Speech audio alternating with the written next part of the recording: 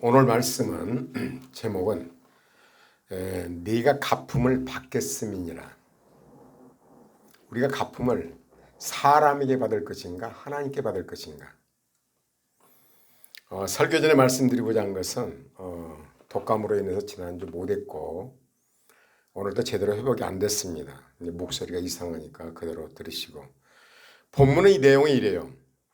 또 자기를 청한 자들에게 이르시되, 누가복음 14장 14절 말씀인데, 내가 점심이나 저녁이나 베풀거든 벗이나 형제나 친척이나 부한 이웃을 청하지 말라. 두렵건대 그 사람들이 너를 도로 전하여 네게 갚음이 될까 하라. 잔치를 베풀거든 가난한 자들과 병신들과 저는 자들과 소경들을 청하라. 그리하면 저희가 갚을 것이 없는 거로 네게 복이 되리니 이는 악인 의인들의 부활 시에 네가 갚음을 받겠음이니라 하시더라. 참 이 내용이요, 살면서 우리가 고민해야 할 내용이고 세상이 아니라 교회에서도 그래요.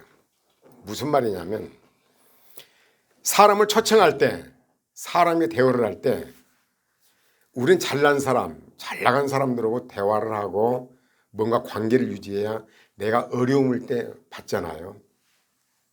병신들, 저는 자들, 소경하고 소경들이 접대를 해야 무슨 이익이 있겠느냐. 세상 사람 그러잖아요. 야, 친구도 좀 좋은 사람 사귀라, 잘 나간 사람 사귀라 이러잖아요. 교회도 마찬가지요.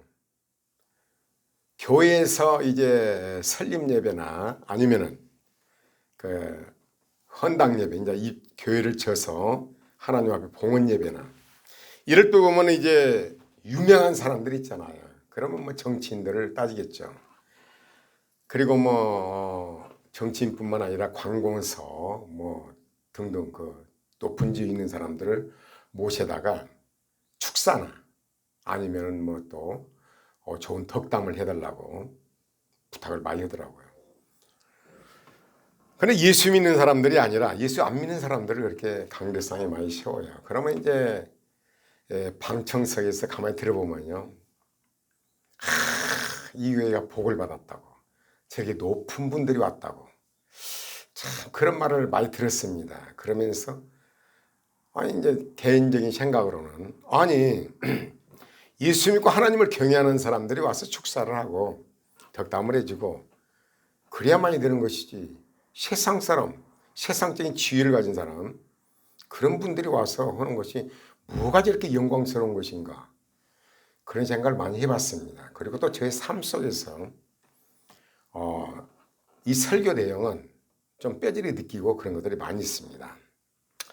그래서 이 말씀을 이제 오늘 전하고자 하는데, 여러분 가까운 사이, 버친척, 말하자면 형제, 부한, 이웃, 이런 사람들에게 이제 이삿짐을 했어요. 이제 친척이나 부한 사람이나 뭐 절친한 친구들, 잘 나간 사람들에게 이삿짐 말이 옮길 때 내가 가서 열심히 도와줬어요. 내가 이사할 때 그 사람들로부터 뭐라고 왔냐면, 바빠서, 내가 오늘 며칠 날 이사를 가야겠습니다. 이게 바빠서, 그날 어떤 일이 있어서. 나는 대답을 듣는다면 어때요? 우리는 서운함과 배신감이 들기도 해요. 그렇죠? 배신감이 들어요. 저도 마찬가지로 그런 걸 많이 듣겠습니다. 정말 입당 예배를 드린다고 해서 아내와 함께 참 어려운 교회, 돈도 없는 데 가서 헌금하고 가서 축하해주고, 정말 잘한다고. 남이 잘 되면 좋잖아요. 뭐 동료들도 이렇게 교회 멋지게 져서 가서 축하를 해주고 하도 그랬습니다. 근데 우리 자녀들 결혼식 때 초청하니까 안 와보더라고요. 그리고 또한 내가 교회를 이전해서 이전 예배 드렸는데, 그분의 그 따님 결혼식에도 먼 데까지 갔다 왔는데 안 와요. 그래 그 뒤로는 제가 10한 몇 년이 흘렀는데도요, 그분이 나를 찾아오지도 않았지만은 나 역시도 또 일부러 가려고 하지도 않더라고요. 말하자면 서운함과 배신감이 든다 이거죠. 이건 내 삶이나 똑같아요. 지금 오늘 설교가 살아오면서 우리는 모두가 그래요. 나는 그들에게 이삿짐이나 뭐 어떤 집을 샀다, 아니면은 결혼식에 갔다, 정성껏 가서 헌금도 하고 뭐 이렇게 축하금이나 뭐 애경사에 했는데, 막상 내가 어떤 상황에서 오지 않았을 때 아니라 서운함과 배신감이 들어요.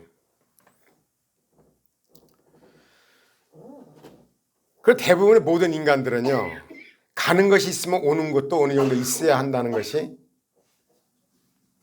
사고방식이요. 그렇잖아요. 내가 가는 것이 있으면 오는 것이 있어야 된다.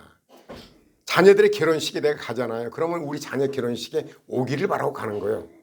뭔가 갔으면 오는 것이 돼요. 내가 누구에게 밥을 사줬다. 그러면 그가 나를 밥을 사줄 것을 기대를 해요. 이것이 보통 사람들의 사고방식이에요. 세상만 그러느냐? 그렇지 않습니다. 교회도 마찬가지예요.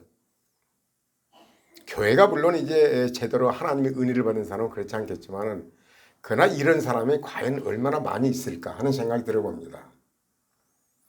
교회에 또 어떤 큰 행사에 있으면은 높으신 분들, 장로님도 계시고 목사님도 계시지만은 집사라 할지라도 높으신 분이 있으면 그분을 모시다가 이렇게 축사를 시키고 그렇죠.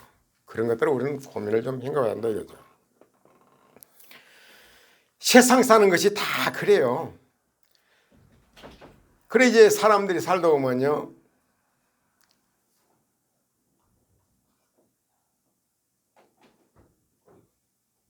그러게 이제 가까운 사람들 있잖아요. 사람들에게 상처를 많이 받아가지고 행복하게 살아야 돼요. 가까운 사람들, 가까운 친척들, 뭐 이런 사람들, 가령 내 주변에 뭐 부한 사람들 같이 어울려 잘 살아야 되는데, 깊은 상처를 받아가지고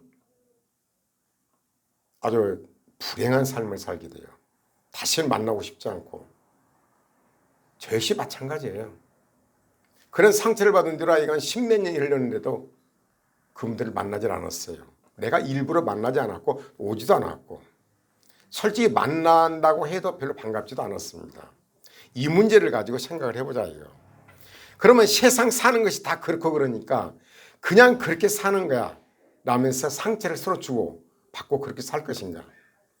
세상 다 그런 거야. 그러니까 너도 상처를 주고 나도 상처를 받고 다 그렇게 사는 거야.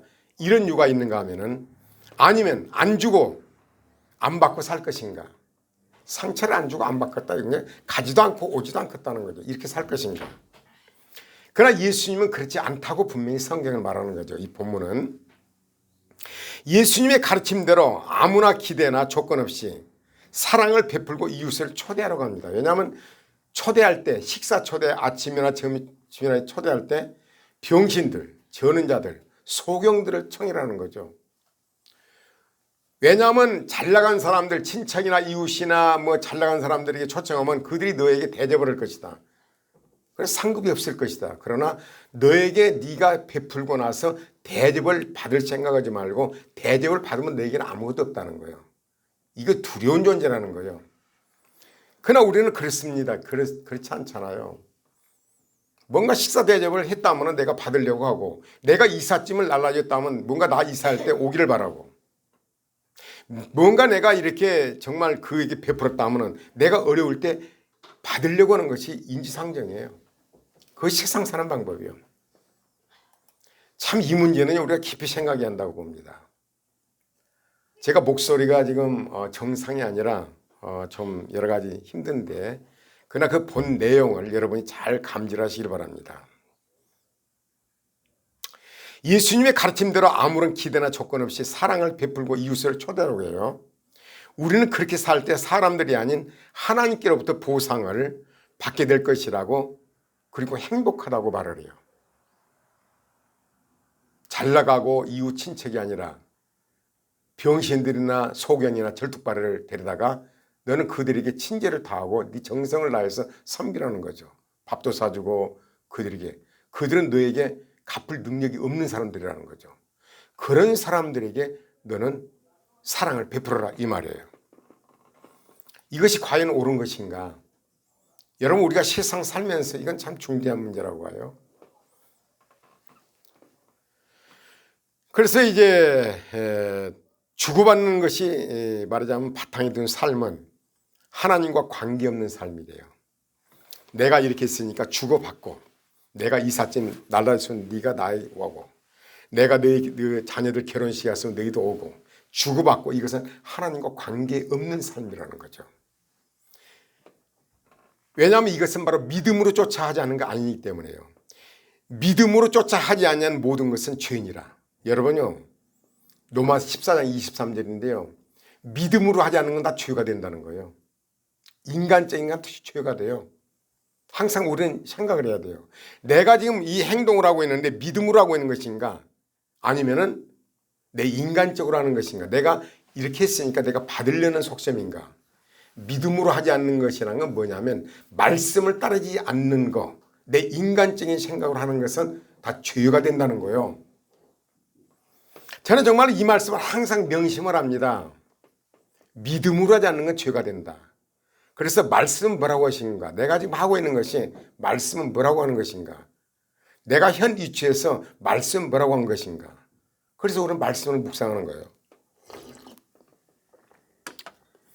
죄송합니다. 목소리가 자꾸 안 나와서 물을 마십니다. 여러분, 이제 본문은 보고 이래요.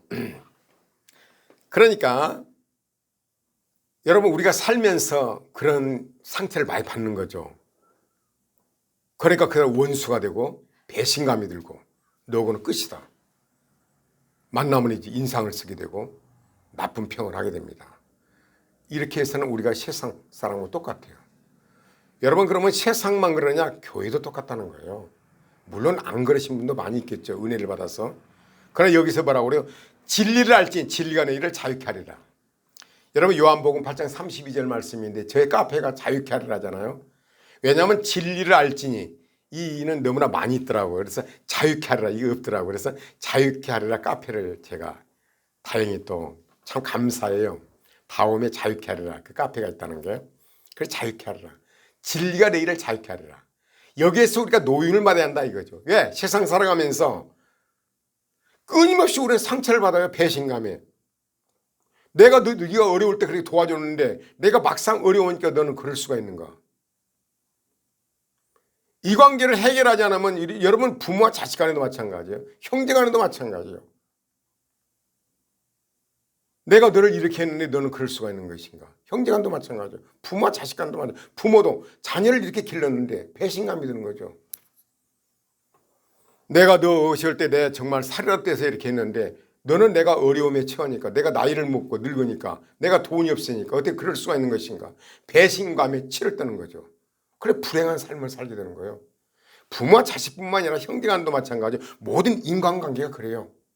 이 관계를 이 시간에 우리가 해결하자 이거죠. 그러기 위해서 저도 이 설교 준비했던 것은 한 2년 전, 한 3년 전인데요. 많이 묵상을 하면서 실제 삶 속에서 적용하려고 노력해 봤습니다. 그리고 현재 평가를 보게 되면요. 굉장히 긍정적인 평가를 합니다. 왜? 박 목사는 아무리 약한 자나 높은 자나 똑같이 대한다. 그런 말을 많이 듣습니다. 왜냐하면 이 관계를 내가 이 설계대로 살고자 노력을 했으니까. 그렇다고 의인은 아닙니다. 본문은 이렇게 말을 하죠. 또 자기를 청한 자들에게 이르시되 네가 점심이나 저녁이나 베풀거든 벗이나 형제나 친척이나 부한 이웃을 청하지 말라. 두렵건대 그 사람들이 너를 도려 청하여 네게 가품이 될까 하라. 내가 이렇게 청해서 사줬다면 네가 다시 받는다면 두려워해라 이거죠. 하나님 앞에 아무것도 없다는 거예요. 너는 인간적으로 너의 유익을 위해서 했다는 거죠. 자녀를 이루는 것도 마찬가지예요. 형제간도 마찬가지예요. 형제간도 조건 없이, 자녀에게 조건 없이, 친구에게 조건 없이, 뭐요? 믿음으로. 하나님을 믿는 믿음으로 하면 하나님께 상급이 된다는 거예요. 그러나 만약에 네가 받으려는 어떤 인간적으로 했다면 아무것도 아니라는 거예요. 믿음으로 하지 않은 모든 것은 죄가 돼요. 우리가 신앙생활 하면서 이것은 명심하고 또 명심해야 돼요. 잔치를 배설하거든 차라리 가난한 자들과 병신들과 저는 자들과 소경들을 청하라. 그리하면 저희가 갚을 것이 없는 거로 네게 복이 되리니 이는 의인들의 부활 시 네가 갚음을 받겠음이라 하시니라. 여러분, 영원한 하나님, 영원하신 하나님, 그분으로부터 복을 받아야 한다 이거죠. 부활 시에. 부활이라는 건 물론 이제 예수님의 부활을 상징하는데 우리가 영원한 천국도 상징하지만 이 땅에 있어도요. 사실 요셉을 보면 총리가 되는 게 부활이거든요. 모세도 어떻게 보면 지도자가 하는 것도 부활이에요. 그것도 부활의 일종입니다. 하나님께서 징계를 내릴 때가 있고 이스라엘 백성들 가나안에 있을 때가 있고 광야 생활에서 훈련받을 때가 있고 가나안 생활 때 있거든요. 우리가 살면서 보면은 하여간 광야 생활 때는 우리가 훈련을 되게 받아요. 그러나 어느 날 하나님께서 은혜를 베푸시면 모든 것이 가나안의 생활이 돼요. 모든 것이 잘 돼요. 그 부활신이 이렇게 여고 또 자기를 청한 자들 이제 예수님이 이제 우리가 항구자라는 것을 보자 이거죠. 자기를 청한 자들이 이르시되 이것은 말하자면 예수님을 청했는데 바리새인들 잘 나간 사람들이요. 율법사들 바리새인들 이런 사람들이 이제 청했어요. 그러나 예수님이 이들에게 딱 뭐라고 하냐. 내가 아침이나 저녁이나 베풀거든 내가 아침이나 저녁이나 이게 말하자면 베풀거든 식사 대접하려거든 벗이나 친척이나 부한 이웃을 청하지 말라. 참 우리하고 반대죠. 두렵건대 그 사람이 너를 도로 청하여 네가 가품이 될까 하라. 두렵건대 네가 사람을 많이 청했는데 그 사람들이 너희에게 네가 밥을 샀으니까 내가 산다. 내가 청했으니까 너도 뭐 청한다. 이런 식으로는 아무것도 아니라는 거죠. 이걸 두려워해라 이거죠. 하나님 앞에는 아무것도 안 된다는 거죠. 죄가 되는 거예요 오히려. 믿음을 쫓아가는 것이 아니라 인간적인 거죠. 잔치 손님을 초청할 때는 갚을 수 있는 사람을 초청하지 말고 갚을 수 없는 사람을 초청하는 자비의 마음을 가지라는 것입니다. 이것을 타인에게 자비를 베풀 때 어떤 보상이나 상급을 바라지 않는 순수한 마음 가질 것을 당부하는 거죠. 오른손이 하는 일을 왼손이 모르게 하라. 이 말씀을 상명하는 거죠.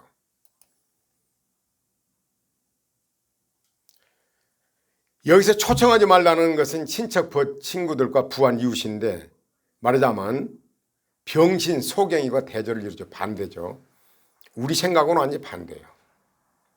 여러분 초청했는데 병신들 소경들 절름발이들 와 있다고 봅시다. 가령 이제 어떤 이제 교회를 져서 헌당 예배를 드리는데 그분들을 강대상에 올려서 가령 뭐 축사를 시킨다든가 상상을 해보십시오. 비웃음거리게 되겠죠. 교회도.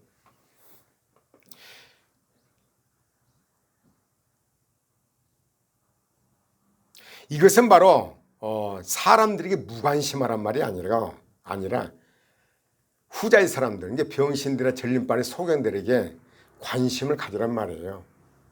그렇다고 무조건 뭐 부자들이나 친척이나 뭐 이런 친구들을 초청하지 말라는 아닙니다. 이따 말씀드리겠지만은 잔치를 초청할 때 형제나 친척이나 부한 이웃을 청하는 것은 되돌려 받기 위한 것이에요. 그렇죠? 여러분 누구 결혼식에 간다. 내 자녀를 시집장가 보내야겠다. 되돌려 받기 위한 그것보다 인간적인 처세조라고 하죠. 이는 장차 자신의 유익이 되느냐 안 되느냐를 헤아려서 하는 행동들을 말하는 것으로 세상 원리는 그렇습니다. 여러분 잔치집에 간다. 애경사에 간다. 되돌려 받기 위한 것이죠. 이러한 사람들은 하나님이 없는 세상에서는 지혜로운 사람, 예수 믿지 않는 사람들한테는 어때요? 이게 지혜로운 사람, 성공한 사람, 똑똑한 사람, 잘난 사람이라고 평을 해요. 그 사람 인간관계가 좋아.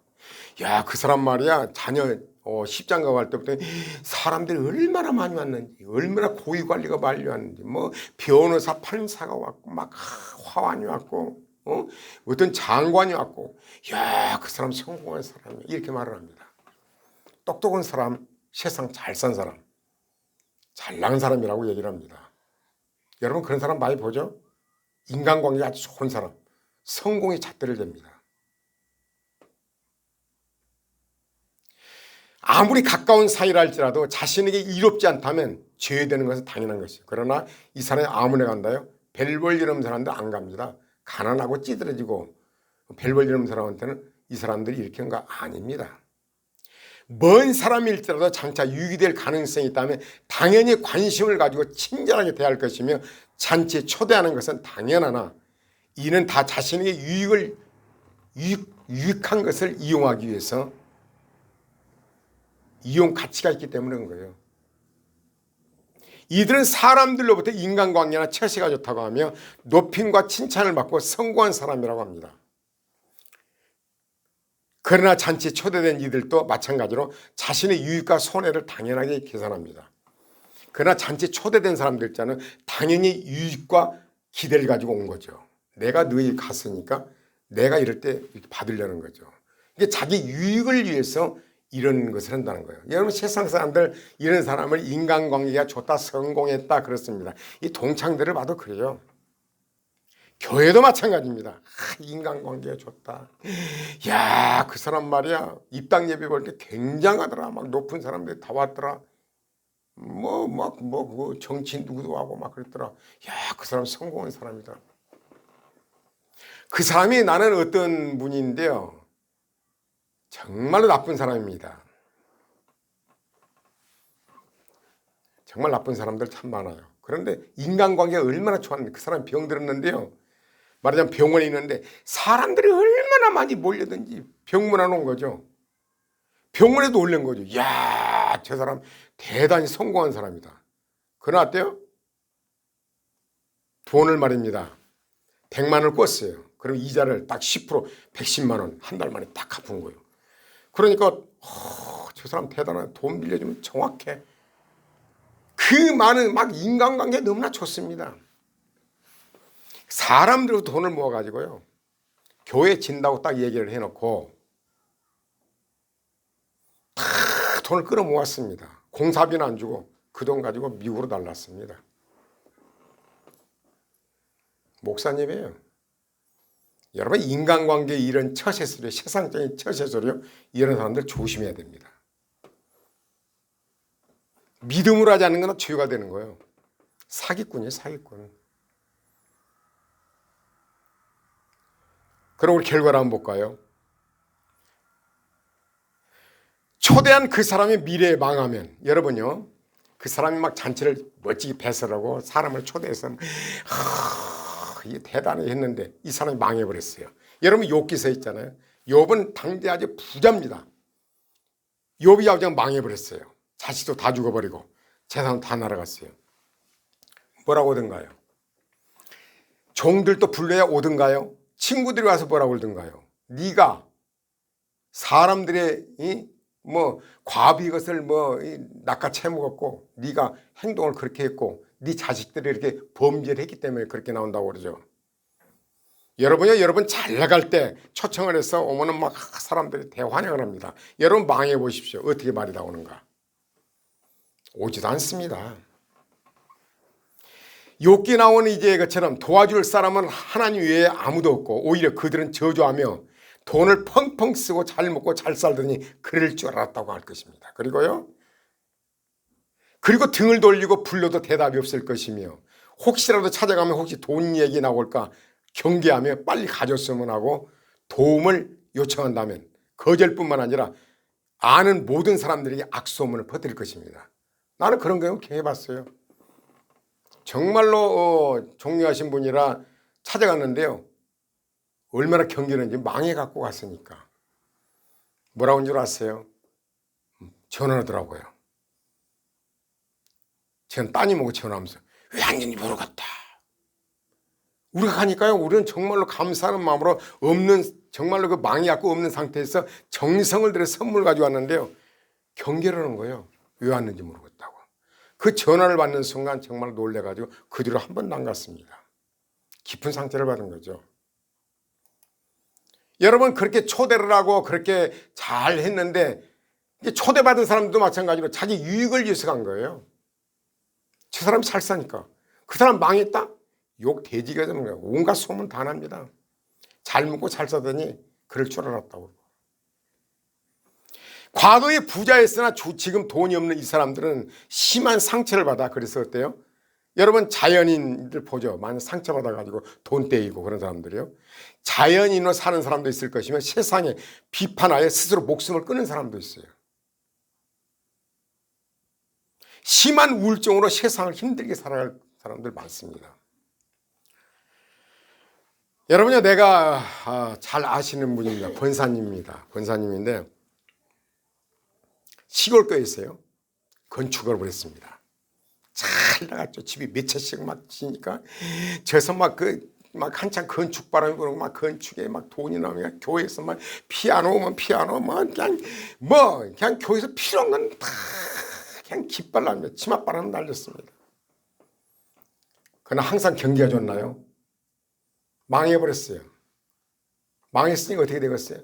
완전 찬밥이 되는 거죠. 성도들의 비난거리. 뭐 교회에서 누가 뭐 그렇게 망해버린 사람 쳐다보랍니까? 어떻게 된 줄 아세요? 포장마차였습니다. 그러다 교통사고로 비명이 죽었습니다. 왜 이랬을까요? 분석을 해볼까요? 이 사람은 하나님을 경외하고 하나님 말씀 입각해서 하지 않고 정말 자기가 잘난 줄 알았죠. 잘 나간 줄 알았지. 휘바람을 냈죠. 망해버리니까 어떻게 되겠어요? 이것을 뭐 그 사람, 그 권사님뿐만 아니라 내 자신도 그런 걸 경험했습니다. 망해버리니까요. 정말 교회에서뿐만 아니라 찬밥이 되더라고요. 온갖 소문 다 나게 되죠. 어디 가면 누가 찾아옵니까? 친척이 찾아옵니까? 누가 찾아와요? 경계 대상이죠. 내가 하는 말은 그랬습니다. 개도 나를 보고 비웃는다고. 개도 나를 보고 오줌을 싼다고. 얼마나 비참한지 몰라요. 잘 나갈 때 막 이렇게 칭찬하고 이런 사람 이렇잖아요. 여러분 막상 어려움 당하면 누가 도와줘요? 안 도와줍니다. 욕기스를 생각해 봐야 돼요.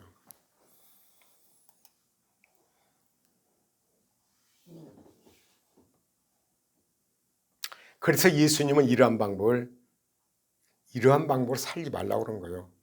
이러한 삶이 바로 두렵건대. 그래서 예수님이 어때요? 두렵건대 그런 거죠.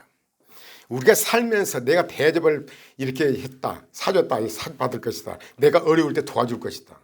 유명한 정치인 초청해서 막 대접을 하고 멋지게 했어. 내가 어려울 때 도와줄 것이다. 내가 어려울 때 이 사람이 경제적으로 도움을 줄 것이다. 꿈 깨십시오. 믿음으로 하지 않는 건 모든 건 죄가 된다고 그랬죠. 믿음으로 하지 않는 모든 건 죄니라. 예수 믿는 사람들은 믿음으로 해야 돼요. 오직 말씀에 입각했어. 예수님이 뭐라고 그래요? 병든 자, 가난한 자, 전룩발이 이런 사람들을 초청해서 그 사람들이 너에게 갚을 수 없는 사람들 대접해라는 거예요. 그러면 누가 준다? 하나님께서 상급을 준다는 거예요. 하나님이 갚아주신다는 거예요. 사람이란 건 말입니다. 자기에게 이득이 되냐 손해냐 이걸 따진 거예요. 우리가 일반적으로 세상 살면서 그래요. 세상 살면서도 그렇다고 부자나 뭐 친척이나 돌보지 말 그 말이 아니에요. 여러분 그 예루살렘에서 내려가다 강도 만난 자 봐봐요. 그 사람 부자인지는 몰라요. 그 어려움이 쳤을 때 자기 스스로 어쩔 수가 없는 거 도와주는 거예요. 우리는 부자건 친척이 누군가에 나의 도움이 필요한 게 손길을 펴야 돼요. 손길을 피되 그걸 받으려는 생각, 대접받으려는 생각 꿈깨라 이거죠. 정말 저도 그런 훈련을 많이 받습니다. 지금도 하고 있고요. 그러나 어떨 때는 내가 이렇게 했으면 은근히 뭔가 좀 받으려는 속셈도 있어요. 그러나 이것을 완벽하게 이 말씀을 통해서 저도 완벽하게 됐으면 좋겠다. 그런 생각을 해봅니다.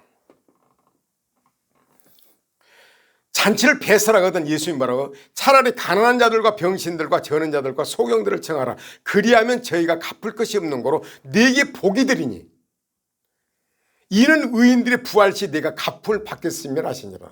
하나님이 갚아준다는 거예요. 말씀이 가겠으니까. 예수님 뭐라고? 지극히 작은 자에게 나에게 한 것이라 그러죠. 예수님은 어때요? 온 우주의 땅을 봐봐요. 온 봐봐요. 가난한 자들 병든 자들 다 똑같이 비를 내리시잖아요. 하나님 그런 분이에요. 근데 우리는 어때요?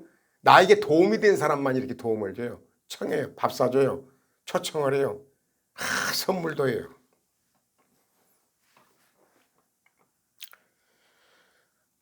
그래서 하나님의 백성들이 잔치를 배설하거든 가난한 자들, 갚을 능력이 전혀 없는 병신들을 갚을 능력이 없을 뿐만 아니라 잔치에 초대하면 잔치 분위기는 잔치가 아니라 창피한 웃음거리가 될 것이냐. 이들이 공통점은 주인에게 도움을 전혀 되지 않고 손해만 끼친 사람들이에요.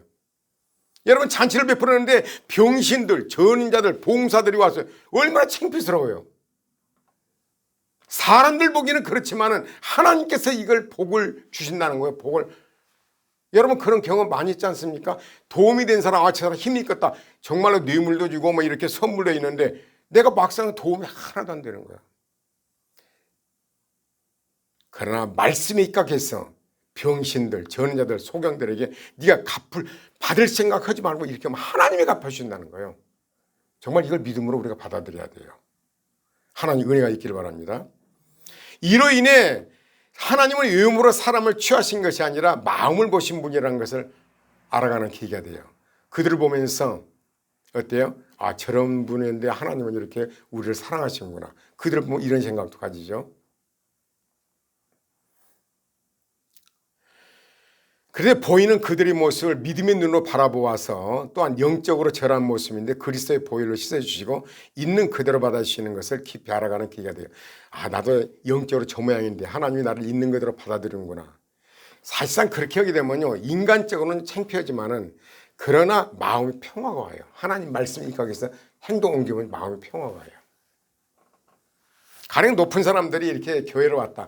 교회가 막 크고 삐까뻔쩍하고 막 멋있게 져지고 막 이러면 야, 이런데 교회라 성도 몇 명이 없다. 누가 오면 창피하다. 여러분 그런 생각 안 가져요?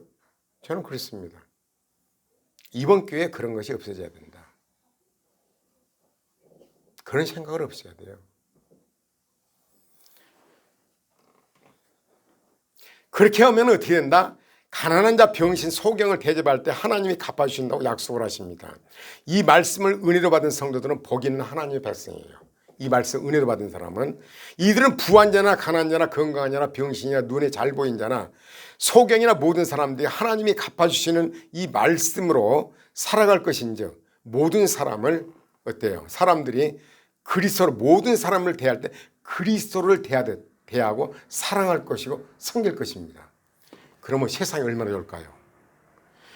병든 말하자면 병신들, 소경, 쩔뚝발이를 그들을 하나님의 믿음으로 그들을 이렇게 섬길 때 이 세상은 얼마나 아름다워질까요? 여러분 그렇잖아요? 다 똑같이 대하는 거야. 나의 도움 필요한 거야. 똑같이. 세상이 얼마나 아름답겠어요. 그렇게 되면 어떻게 돼요? 근데 문제는 언제 하나님이 갚아주실 것이냐 이건데 하나님의 때는 하나님이 아시지 아무도 몰라요. 왜냐하면 예수님도 어때요? 아버지만 아신다고 그러죠. 종말 때. 하나님 부활은 언제 일어날지를 몰라요. 여러분 요셉이 총리가 된 거 알았습니까? 몰랐죠. 여러분 모세가 200만의 지도자 그거 몰랐죠. 여러분 모르는 거예요 이게. 예수님의 부활이 언제 일어날 줄 알아요. 그래서 그 하나님만이 아셔요. 그렇지 아니할지라도 우리 영원한 영생을 가진 사람들이에요. 이 땅에서 없다 할지라도 하늘나라에서 영원한 하나님 분명히 갚아주신다고 얘기하는 거죠. 그러므로 이것 또한 하나님의 주권인지 언제라는 것을 생각을 버리고 이러한 삶을 우리가 생활 속에 실천할 때 어때요? 교회에서 부자, 병신, 가난한 자에게도 차별을 두지 않을 것입니다. 여러분 교회도요. 헌금을 많이 낸 사람, 병신, 말하자면 병신 아니면 소경, 쩔뚝발이면 우리 교회 창피다가 아니라 이런 사람들도 똑같이 사랑을 베풀 때 얼마나 교회가 아름답겠습니까? 하나님 얼마나 기뻐하겠어요. 당신은 거지니까 저리 가라. 이럴 때 하나님 얼마나 복을 주시겠냐 이거죠. 그리고 또 교회 봉사를 하고 안 하고 차별을 두지 않을 것이며 헌금을 많이 하고 적게 하고 차별을 두지 않을 것이며 남녀노소에 차별을 두지 않을 것이며 교회 크고 작음에도 차별을 두지 않을 것이며 우리 교회 성도와 다른 교회 성도도 차별을 두지 않을 것이며 다른 교회 성도들은 내 교회로 들어오지 않을 것이며 그렇죠? 교회에서 그런 차별이 없어진 거죠. 돈 많은 회장님도 계실 것이고 거지도 있을 것이고 병신도 있을 것이고 소경도 차별이 없는 거예요. 이 하나님 나라예요. 누가? 하나님 얼마나 기뻐하시겠어요. 이 믿음이 우리 교회에 왔을 때 얼마나 좋겠습니까? 차별 없는 거죠. 복을 누가 주시? 하나님 주신다는 거죠.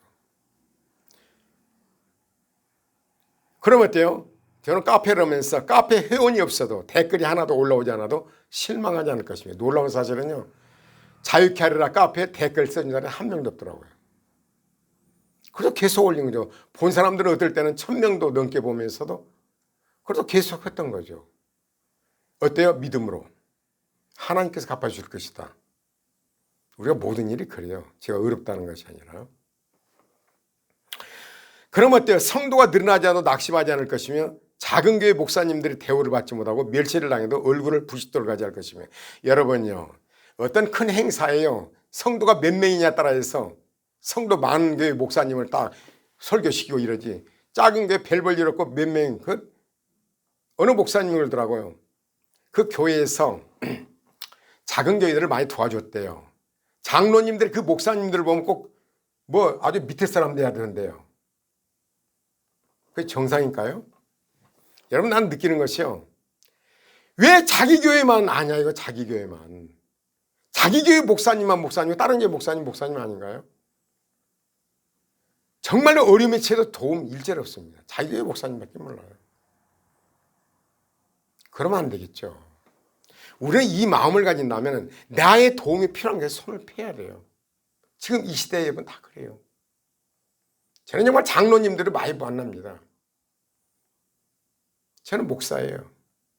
어림도 없습니다. 자기 교회밖에 몰라요. 어려움이요? 없습니다. 그게 과연 옳을까요? 이건 맞지 않습니다. 하나님 뭐라고 하실까요? 자기 교회를 세우기 위해서 남의 교회 헐어도 괜찮아요. 성도 다 뽑아가도 괜찮아요. 하나님 뭐라고 하실까요? 이 마음을 가진다면 작은 교회, 큰 교회 차별을 두지 않을 것이며, 작은 교회 목사, 작은 목회라는 목사님, 큰 교회 목사님은 차별을 두지 않을 것입니다. 우리 이 마음을 가져야 돼요. 저는 정말 이것을요 보면서 정말 이건 아닌데.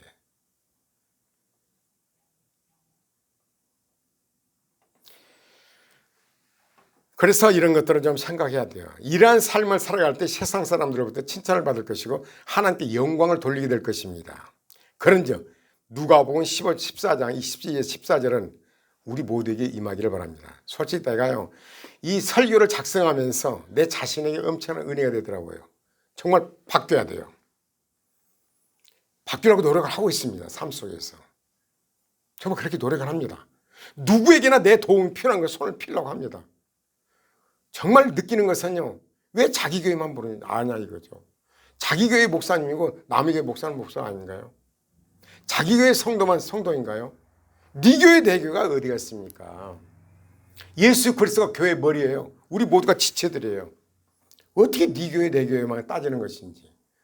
저는 정말 솔직히 양심적으로요, 우리 교회 성도 채우려고 그런 생각 없습니다. 어찌하든지 하나님 앞에 올바로 서기를 바랍니다. 한 영혼이라도. 그게 나의 목적입니다. 정말 양심을 걸고요. 하나님 앞에 양심을 걸고 그렇습니다. 너희 빛을 사람 앞에 비치게 하여 저희로 너희 착한 행실을 보고 하늘에 계신 너희 아버지께 영광을 돌리게 하라. 이렇게 할 때 하나님께 영광을 드린다는 거예요. 하나님께 영광. 확실한 것은 사람은 환경과 자신의 유익에 따라 행동하기에 믿을 수 없습니다. 사람은 자기 유익이 되냐 안 되냐, 이때 사람 믿지 말아야 돼요. 그러나 진리 하나님 말씀은 변함이 없습니다. 그렇죠? 소경, 절름발이, 병든 자, 소경, 이런 사람 내가 갚아주겠다는 거예요. 사람은요, 내가 딱 망하면요 끝나버립니다. 나의 유익을 보고 온 거죠. 나 역시 초청은 그렇게 한 거죠. 어느 것을 붙드냐는 우리의 몫이에요.